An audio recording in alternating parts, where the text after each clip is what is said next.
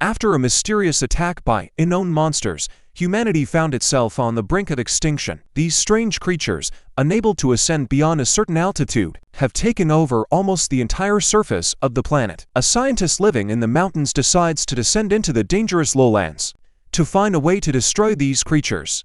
In Colorado, in a small settlement of survivors, a boy named Hunter breaks the rules and descends below the safe boundary to use binoculars to glimpse a neighboring community on another mountain. On his way back, he notices a creature following him, its red light clearly visible in the distance. Hunter rushes back to the safe zone boundary marked on the slope, crossing it just in time to escape his pursuer. At home, he tells his father, Will, about the incident. Will scolds him for taking such a dangerous risk, reminding him of his weak lungs, which might not withstand heavy exertion. Later, Will goes hunting with Katie, a friend of his late wife Tara. He confides in her about Hunter's loneliness without peers, and how he seeks any opportunity for interaction, even if it's dangerous.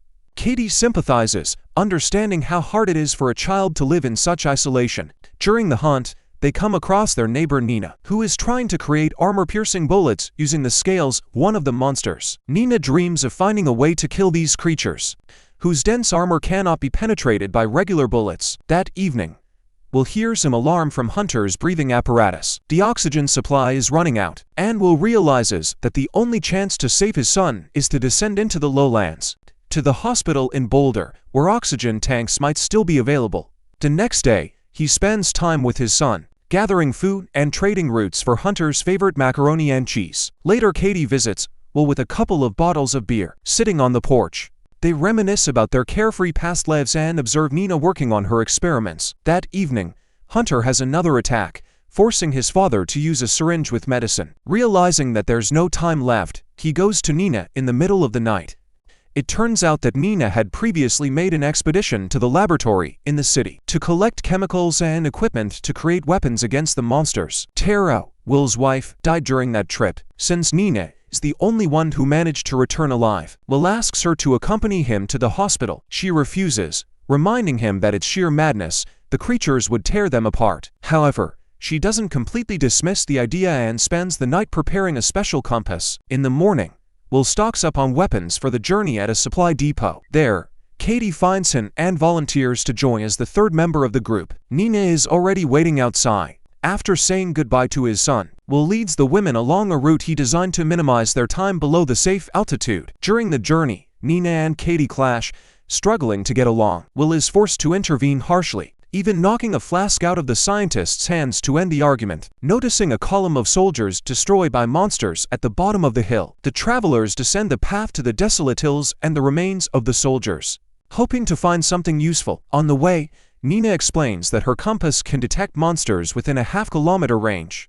They have a strong magnetic field, much stronger than that of any living organism on the planet. Nina hands the compass to Katie, asking her to watch for approaching danger while Will searches for equipment. Meanwhile, Nina digs up armored monster scales for further research. When Will finds a grenade launcher, Katie attaches it to her rifle. They are ready to move on, but first, they start insulting each other again. Nina accuses Katie of flirting with the husband of her deceased friend, and Katie reminds her who was responsible for Tara's death. After the argument, the group continues their journey. Soon they reach a ski resort with a lift to another mountain. Nina notices on the compass that a monster is nearby, its signal light blinking in the forest behind them. Katie suggests running to a safe height, but Nina objects, claiming they won't make it in time. Will agrees with Nina and runs to the control room to start the lift. Running a short distance, Katie fires the grenade launcher at the approaching monster, but the explosion doesn't harm it. While the women fire from different positions, Will connects the power and starts the lift.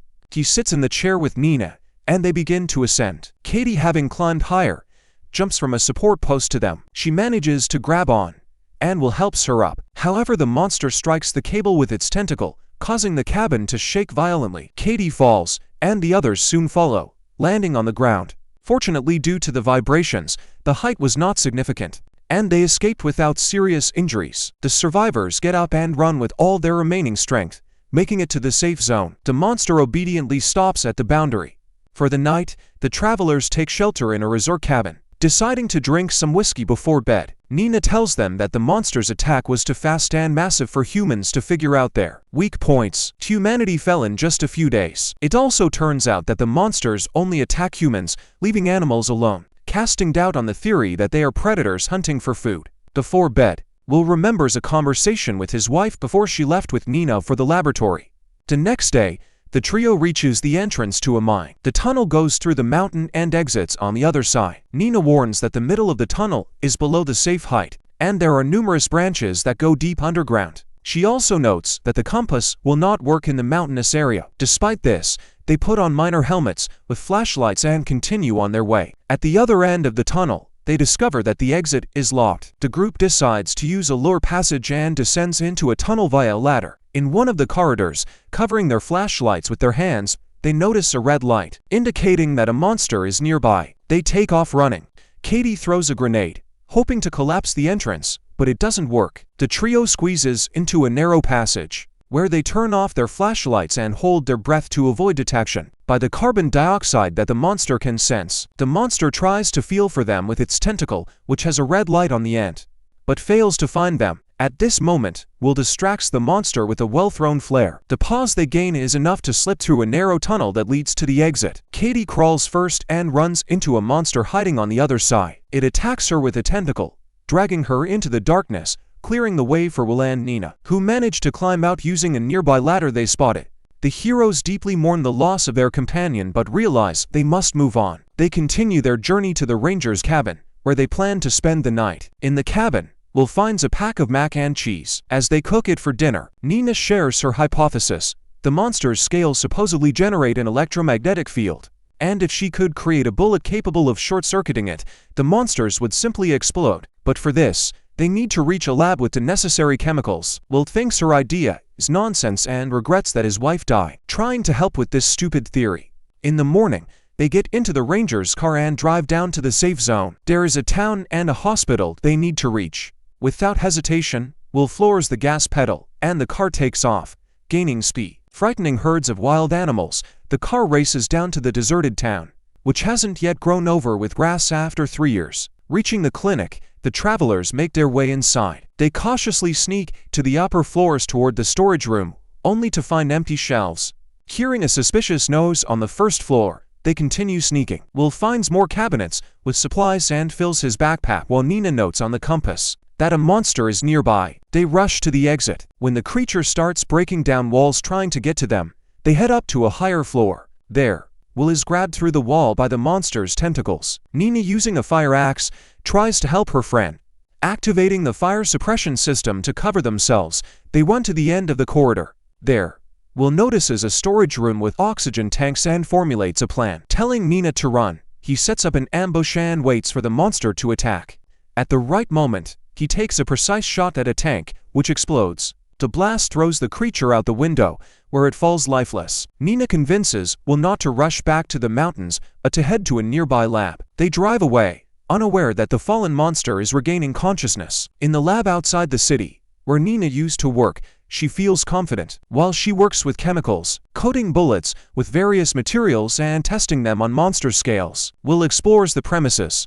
He finds her office, where there's a photo of Nina's family. The man had no idea she once had a husband and children. Nina explains that she lost them during the monster attack because she was working that day. Even though it was her day off, she still regrets not dying with them. The initial experiments yield no results. Will suggests they leave quickly, but Nina tells him to go ahead while she stays to keep working. She promises that if it works, she will catch up to him in her car, which is gathering dust in the parking lot. As she continues coating the bullets, the compass needle begins to move. A monster is approaching. She notices some battery packs and decides to use cobalt, which is used in the creation of powerful heat-resistant magnets. Nina manages to create and charge the first prototype of the new bullet. Just as the monster bursts into the building, she takes aim at it. Meanwhile, Will is racing toward the mountain, but a tire blows out. The car skids, crashes into a boulder, and flips over. The driver loses consciousness. When he wakes up, he hears the growl of a monster nearby and,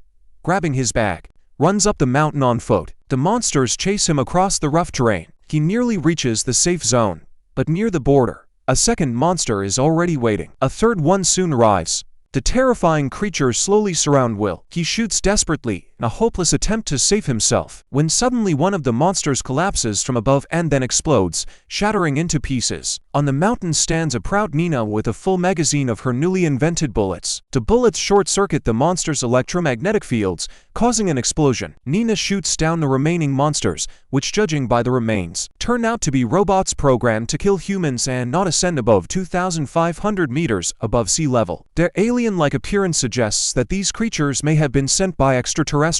The survivors return to the village, where Will is joyfully greeted by his son. Nina raises a flag, a signal to other settlements that she has found a way to fight the monsters. The good news spreads over the radio waves, and local craftsmen use available materials to create cobalt coatings for bullets. In memory of the fallen Katie, they lay a symbolic bullet with her name at the local memorial by the river. Nina and Will set out to hunt monsters. A group of volunteers with the new weapons descends from the mountains. The camera slowly pans over the landscape from a bird's-eye view. Explosions are seen here and there, symbolizing the destruction of the alien robots. The remnants of humanity give a determined response to the monsters trying to take over the Earth. And on this positive note, the film ends.